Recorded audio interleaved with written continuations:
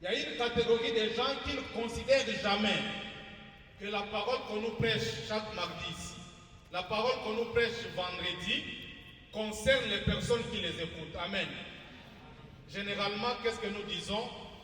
Si Nathalie était là, amen. Si Beloti était là, si Emmanuel était là, alors que le message s'adresse à ceux qui sont présents. Frères, sœurs, avant même que je ne donne les thèmes, parce que je voudrais que c'est ça toi qui les découvres. Je voudrais t'annoncer quelque chose d'essentiel. Si Dieu avait voulu que le message qu'il va donner aujourd'hui puisse concerner celui qui est absent, il ne serait pas absent. Amen. Quand Dieu donne un message, ça veut dire qu'en ce moment-là, Dieu t'a ciblé. Amen. Depuis le matin, on va dire que bouger. Il faut comme en assemblée de prière à l'élo. Parce que Dieu voulait que ce message te concerne. Amen. Et le message d'aujourd'hui te concerne justement parce qu'il s'agit de la distraction. C'est ça le thème de ce soir. La distraction. Dans la distraction, c'est quoi la distraction? Comment nous pouvons comprendre ces mots? Vous les connaissez. Mais pédagogiquement, je me fais l'obligation de vous le rappeler. La distraction, c'est quoi?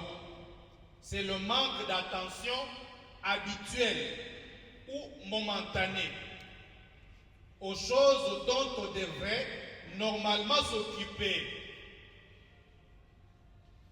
Quand on dit de quelqu'un qu'il est distrait, l'on veut dire que cette personne est déconcentrée, il est éparpillé, il est dispersé, il a l'inattention, il n'a pas d'attention. Et en ce moment-là, au lieu de rester concentré, focus sur l'essentiel, comme aujourd'hui, maintenant là, que je suis en train de prêcher, en principe, tout celui qui est venu à la prière devait rester focus au message que je passe. Mais il se fait généralement que quand on prêche, mon attention est ailleurs. C'est en ce moment-là que je pense à cet homme qui m'a menti. C'est en ce moment-là que je pense à l'argent que je manque pour payer les frais académiques. C'est en ce moment-là que je pense à mon avenir demain. C'est en ce moment-là que je pense même à ce receveur-là qui m'avait insulté alors que je montais à 307 sur 207. Donc l'esprit s'éparpille. L'esprit se disperse. Il s'en va ailleurs. Et en ce moment-là, on ne sait plus saisir la grâce. On ne sait plus comprendre quelque chose. Parce que notre esprit n'est pas là où se trouve notre corps. Notre corps est ici. De manière physique, vous êtes tous là. Vous qui êtes là, qui me voyez, qui me regardez. Mais du point de vue spirituel, il y en a qui ne sont ici que d'apparence. Parce que simplement distrait. Regarde ta soeur, regarde ton frère, dis-lui, sors de ta distraction. Amen, amen, amen. Il a ri, hein? On va parler des conséquences. Quand nous venons devant le Seigneur, comme pour notre vie de chaque jour au quotidien, nous ne devons pas perdre l'objectif de la vie. Quelqu'un qui a déjà conscience, qui n'est plus un enfant, il a un objectif qu'il veut atteindre dans la vie. Par exemple, les étudiants, vous qui êtes encore étudiants, en venant à l'université, quel est votre objectif? C'est quoi votre objectif? Réussir. C'est vraiment ça l'objectif? Non. C'est quoi? Vous voyez que vous-même, vous êtes comme des étudiants distraits. Amen. C'est quoi l'objectif en venant aux études? Je n'entends rien. N'y a-t-il pas de frères et de sœurs courageux? C'est quoi l'objectif en venant aux études? Sinon, je demande au recteur de vous renvoyer tous. Oui, frère. D'acquérir la connaissance. On peut valider. Mais pourquoi ne pas dire de finir les études, de décrocher la licence par exemple, de décrocher un master, maintenant vous êtes dans le système LMD, de devenir professeur d'université, de devenir quelqu'un dans la vie. Amen. Mais comment devenir quelqu'un dans la vie, atteindre tel ou tel autre rang social, si au cours des études, on s'est laissé distraire par de petites choses de moins d'importance? Quand vous venez ici pour écouter la parole, je voudrais que chacun de vous sincèrement réponde à Dieu, non à moi, parce qu'en retour, il voudra vous exaucer. Qu'est-ce qui t'a amené à l'assemblée de prière de ce soir, ma soeur? Qu'est-ce qui t'a amené à l'assemblée de prière de ce soir, mon frère? Et je voudrais dire à certains, le mettre en garde. Quand vous venez devant Dieu sans objectif, vous rentrerez sans trouver gain de cause. Quand tu viens devant le Seigneur, il faut avoir l'intention de les rencontrer, de les trouver par rapport à une situation donnée. Yoni nememi on a présence sans ambelelo. Quelle est l'intention de prière que tu es venu apporter devant le trône de Dieu? Tes amis, habitude. Na kene nanga mardi, comme ezalaka mardi. Mais ce qui te lobby, total à la montée, tu es un homme et une femme distraits. C'est comme ça qu'il y a besoin de vie dans changer. C'est parce que déjà dans Nzambe, Nzambe, 2025. Il a un objectif, ou elle a un objectif à atteindre.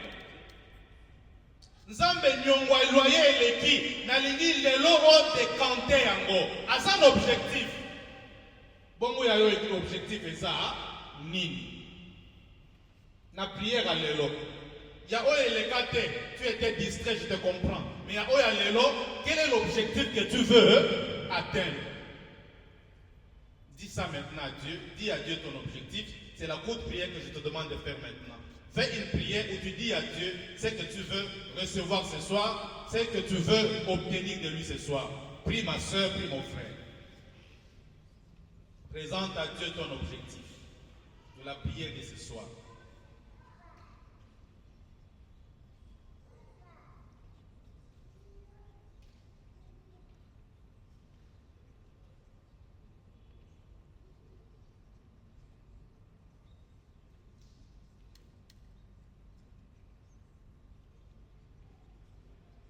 Au nom de Jésus, nous avons prié. Amen. Amen. Que Dieu vous exauce. Amen. Amen. Qu'il voie vos objectifs et qu'il les atteigne. Amen. Le premier point que nous avons abordé, c'était définir ce que c'est la distraction. Le deuxième point, nous voulons aborder les quelques causes de la distraction. Qu'est-ce qui peut nous amener à la distraction? Ma soeur, mon frère, à ce niveau, nous avons discerné deux types de causes. Il y a les causes que j'appelle lointaines ou extérieures à nous-mêmes. Elles sont extérieures à nous-mêmes ou elles sont lointaines. C'est ça la première catégorie. Et le deuxième groupe de causes ou la deuxième catégorie, ce sont des causes immédiates ou internes à nous-mêmes. Dans la première catégorie, ce qui peut causer la distraction, c'est plusieurs choses. Donc notamment, quand par exemple on est victime de maléfices, on est victime de mauvais sorts, on est victime des incantations que font les agents du diable, des ténèbres contre nous. Si parmi nous, toi qui es là, qui m'écoutes, tu es victime de maléfices, il y a des agents des ténèbres qui font des incantations contre toi, qui font des sortilèges contre toi. Quelle est leur visée? Que quand tu es dans la présence de Dieu, que tu ne sois pas concentré. Pourquoi? Parce que si tu es concentré, tu vas écouter la parole de Dieu et la parole de Dieu va te libérer. Vous connaîtrez la vérité et la vérité vous affranchira. Voilà pourquoi il ne te laisse pas libre. Quand tu viens ici, tu n'es plus ici, tu es plutôt ailleurs. Simplement parce que l'ennemi veut te tenir captif. Il veut que tu restes dans l'emprisonnement. Il y a aussi, par exemple, des personnes qui sont victimes des liens spirituels, des forts liens spirituels. Ceux dont les parents ont pratiqué la magie, l'occultisme sous toutes ses formes. Ceux dont les parents sont des sorciers ou des satanistes purs, ils ont fait des pactes avec le diable. Ils ont fait allégeance à Satan. Et quand ils les ont fait, vous étiez dans leur sein. Vous étiez dans le sein de vos parents. Et peut-être qu'ils vous ont même consacré au diable. Heureusement que vous priez, heureusement que vous avez été baptisés, mais les effets continuent à se reproduire. Et c'est comme ça, généralement, quand quelqu'un prêche, comme même moi qui ai une voix aussi audible que possible, mais les personnes dorment quand même.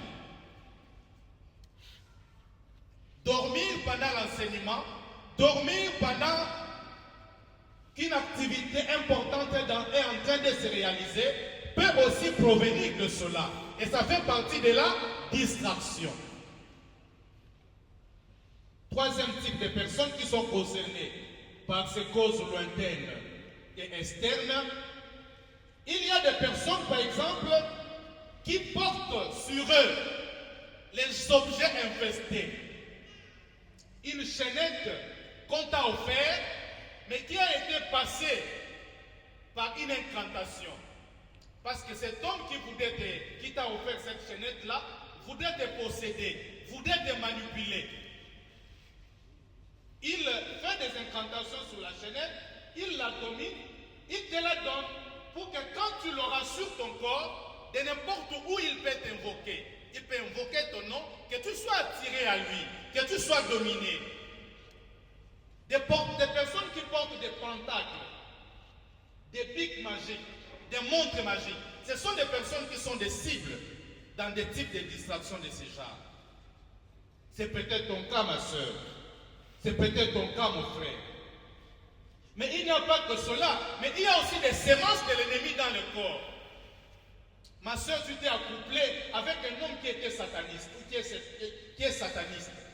À travers l'acte sexuel, il a injecté sur toi une sémence maléfique. Et cette sémence-là fait que, par moment, quand il a besoin de toi, il fait des incantations, tu sors de toi-même, tu n'es plus concentré, tu deviens dispersé. Bazola Kisanga montre. Donc je suis obligé de chuter, c'est ça? Alors, comme je suis obligé de chuter, je saute. Voilà, ma soeur, mon frère, c'est peut-être ça ton cas. Il faudra qu'aujourd'hui, maintenant que cette parole se fait entendre dans ton cœur, que tu te décides de te donner à Dieu, de revenir à lui et de demander qu'il te sauve de cette situation. Il y en a qui ont pris des repas empoisonnés. Il y en a qui ont pris des cadeaux empoisonnés, comme je venais de le dire. Quand je dis empoisonné, ne voyez pas seulement la substance nocive, le poison chimique, mais voyez aussi le poison spirituel. Et c'est plus de celui-là que je parle. Il y a quelqu'un qui a connu un cas, un étudiant. Il a été infesté à travers un poison maléfique, spirituel. Et comment s'agissait? Chaque fois qu'il entre dans la salle d'examen, le premier réflexe, dès qu'il a la copie, c'est de sortir pour aller faire le petit besoin. Et quand il revient, il a des réponses, il veut écrire, il a encore besoin d'aller pour les grands besoins. Et finalement, on vient ramasser les copies, il n'a rien écrit. Il a réalisé plus de 2 fois. Et c'est là qu'il a cherché, les serviteurs de Dieu nous a cherché. Et à travers la prière, nous avons compris que c'était ça son problème. Le frère provenait d'une famille dont le papa avait signé allégeance à Satan. Et parmi les lois qui régissaient leur famille, c'est qu'ils ne devaient pas avoir des licenciés dans leur famille. Seul papa qui a fait la licence, qui est même devenu docteur, mais les enfants ne devaient pas atteindre ce niveau. Et l'ennemi Satan maintenant se cherche quel moyen je peux utiliser pour que n'atteigne pas tel objectif de la vie. Alors que toi tu t'es pas, mais tu ne sais pas qu'il y a des gens qui travaillent pour que tu n'atteignes pas tel autre objectif de la vie. C'est ce qu'on appelle quoi? Les limitations spirituelles. Parce qu'il y a des lois qui ont été établies et qui ne peuvent pas vous laisser évoluer librement. Parce qu'en fait, vous n'êtes pas libre, vous êtes esclave. Et ça vous rend distrait. Tu ne sais pas te concentrer et tu es forcé de laisser quelque chose en vue de quelque chose d'autre, mais qui n'est pas important. Deuxième type de cause, que j'ai appelé des causes immédiates ou internes à la personne. Et là, je vois les soucis de la vie. Je venais de le dire.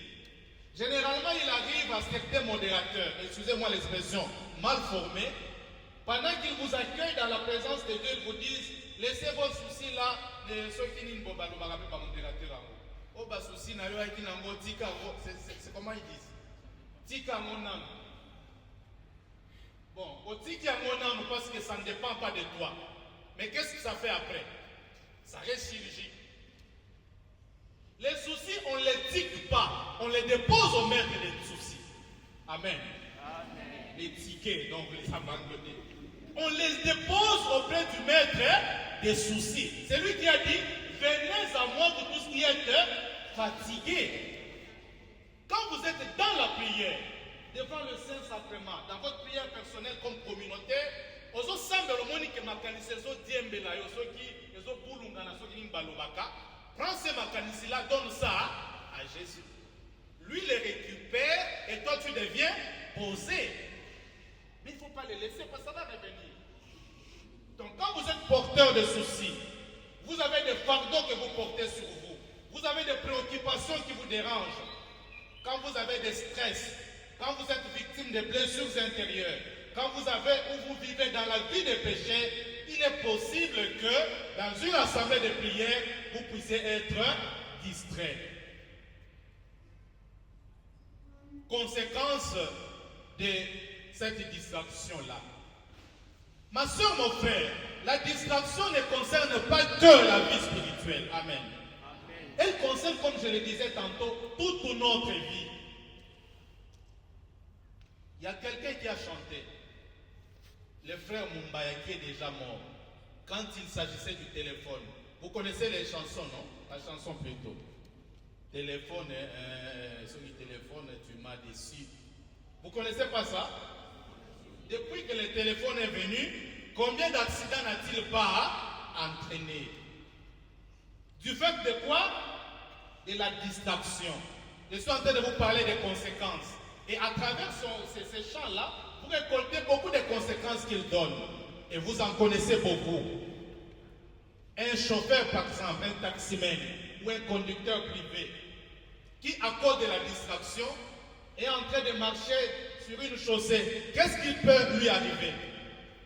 Il peut connaître l'accident. Cet accident peut être léger comme grave.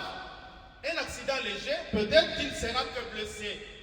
Un accident grave, il peut perdre sa vie. Ça, c'est du point de vue quotidien, du point de vue social. Dans la vie courante, nous rencontrons des choses comme ça. Quelqu'un qui manie des machines, je ne sais pas comment on appelle, il y a une machine qui nous permet de rogner, de couper un peu les papiers pour ceux qui font les relus comme des passeports. Je ne sais pas, il est là. Mais quand il est distrait, il peut se couper les doigts. Amen. Une maman qui prépare, qui veut bien faire de la bonne sauce là, à la cuisine, mais quand elle est distraite, qu'est-ce qui arrive généralement? Elle se blesse. Et puis distraction. Donc, et un élève, un étudiant, comme je le disais, qui est distrait, mais il n'atteint pas son but. Au lieu de lire ses notes, fait en ce moment-là, il tchatche. Il est sur le WhatsApp, il est sur le TikTok. Et quand il rentre dans la salle, c'est quelqu'un qui promène le regard inquiet partout. Il a besoin qu'on lui donne les réponses à gauche, les réponses à droite. Et malheureusement pour vous, vous de cette génération, même ceux que vous regardez à gauche, même ceux que vous regardez à droite, et aussi ont tchatché comme toi. Les étudiants intelligents, je n'en vois vraiment de moins en moins. Je suis enseignant et aujourd'hui j'ai enseigné toute la journée. J'en ai vu de toutes les couleurs. Et des hommes et des femmes déconcentrés, distraits. Basez votre attention sur l'essentiel de la vie et non sur ce qui est méprisable. Basez votre attention sur ce qui est utile. Frères, sœurs, quelle autre conséquence que je peux signer ici? Il y a la perte de l'objectif, par exemple, je venais de le dire. Tu perds ton objectif parce que tu es distrait. Quelle autre conséquence? Des échecs multiples, je ne sais pas les citer, sont les gens, chacun dans ce qui les concerne. Échecs multiples. Échec de la prière. Olingo sambe la makaniseke musika. Échec de la prière. Olingo sala musala moko. Échec de la prière. Échecs multiples dans la vie. Quelle autre conséquence? Mais tu peux même perdre Jésus. Tu le perds parce qu'il est venu à ta rencontre. Mais puisque tu es distrait, tu ne le saisis pas, tu ne l'embrasses pas, lui ne t'embrasse pas non plus, et tu le perds à cause de ta distraction. Quelle autre conséquence? Mais tu deviens médiocre. Spirituellement, des gens qui sont négligents, qui sont distraits, qui passent du temps sur ce qui est vil, ce qui est méprisable. Ils ne progressent pas parce qu'ils n'ont pas assez de temps à passer dans la présence de Dieu. On ne devient pas grand serviteur de Dieu. On ne devient pas ami de Dieu en passant du temps à la distraction. Vous ne lisez ni la parole de Dieu. Vous ne passez ni du temps dans la prière avec Dieu, mais vous voulez devenir quelqu'un de grand. Ça ne vient pas comme de la magie. Vous voulez devenir un médecin respecté, un médecin de renom, un juriste de renom, mais vous ne lisez pas, vous ne vous instruisez pas. Mais qu'est-ce que vous allez devenir demain? Même si tu veux simplement devenir un infirmier de référence ou une infirmière de référence, il faut quand même que tu t'habitues à lire, à t'informer, à apprendre des autres comment ça se fait ailleurs. Tu veux devenir un entrepreneur de renom expérimenté, mais il faut lire les autres, il faut écouter les autres. Comment ont-ils fait pour qu'ils en arrivent là? Tu veux devenir un papa responsable, digne de ce nom, mais il faut apprendre aussi des autres. Si nous perdons de temps dans la distraction, nous perdons l'essentiel de notre vie. Et notre vie aura perdu son objectif.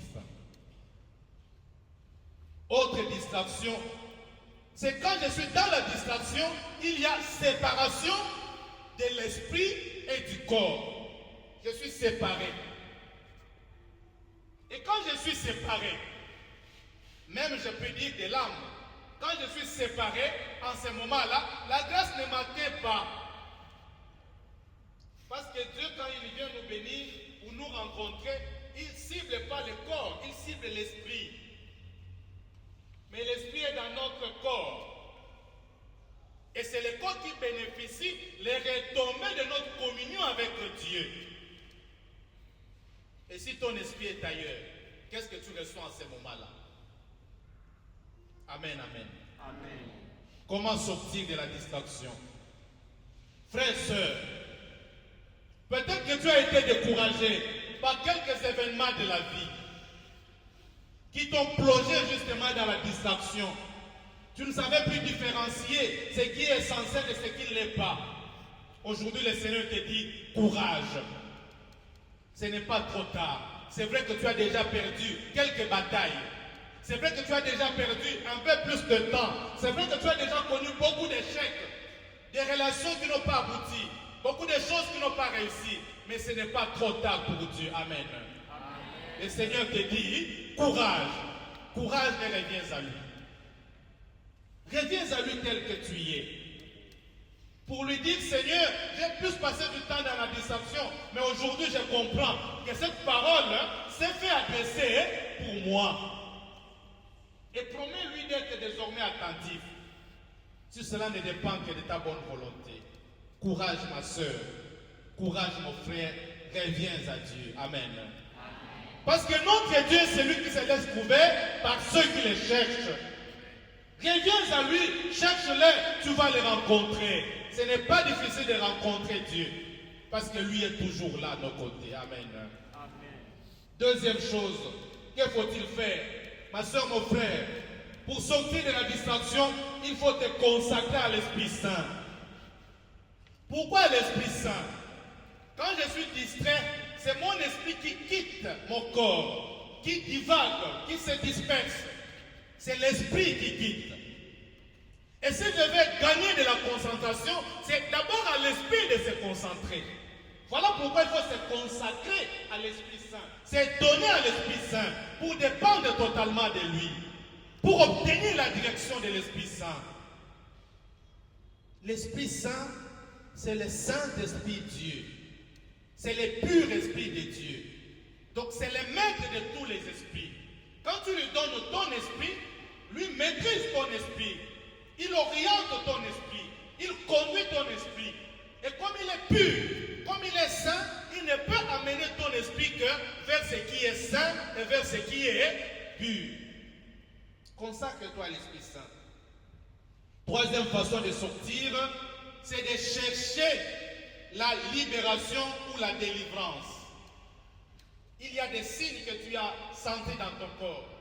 Il y a cette distraction, même contre laquelle tu te bats, mais qui ne change pas. Mais c'est qu'il y a un lien, il y a un problème. Cherche ta libération, cherche ta délivrance. Quatrième voie de sortie, convertis-toi et reviens à Dieu une fois de plus. Tu t'es vu dans le péché. Et les péchés n'ont comme pure conséquence que de t'éloigner de Dieu. Les péchés ne nous approchent jamais de Dieu. Quand tu es dans les péchés, la conséquence la plus grave, c'est la séparation d'avec Dieu. C'est normal que tu sois distrait quand on est en prière. C'est normal que tu sois distrait quand tu dois te concentrer sur de bonnes choses, de grandes choses. Mais pour vaincre la distraction, dont la cause est le péché, il faut te convertir. Il faut te repentir. Il faut aller à la confession. Il faut rentrer vers Dieu qui va t'accueillir de demain. Frères et sœurs, le Seigneur a vu ta situation. Il voudrait bien te donner ce message pour que ta vie change. Tu as perdu trop de temps à cause de la distraction. Il veut aujourd'hui te relever. Voilà pourquoi il t'a envoyé ce message pour te sauver. Que tu saches, il n'a jamais été loin de toi. Il est dans ton cœur, il est proche de toi. Un peu d'attention suffit pour que tu voies sa gloire. Et c'est ce que Moïse a fait. Et c'est la démarche, en concluant cet enseignement que je voudrais, cette exhortation que je voudrais vous présenter. Qu'est-ce que Moïse a fait? Il était en train d'aller perdre le troupeau de son beau-père Jéthro. Mais qu'est-ce qu'il voit là? Un buisson, un arbre qui est en train de brûler ou de s'allumer sans qu'il ne se brûle. Nzete moko ezopela moto mezali kozika te. Moïse a vu ça. Mais qu'est-ce qui est arrivé finalement après? Quand il a vu ça, il a dit bon, c'est normal ou c'est anormal. Mais de toutes les façons, la Bible nous dit qu'il allait partir.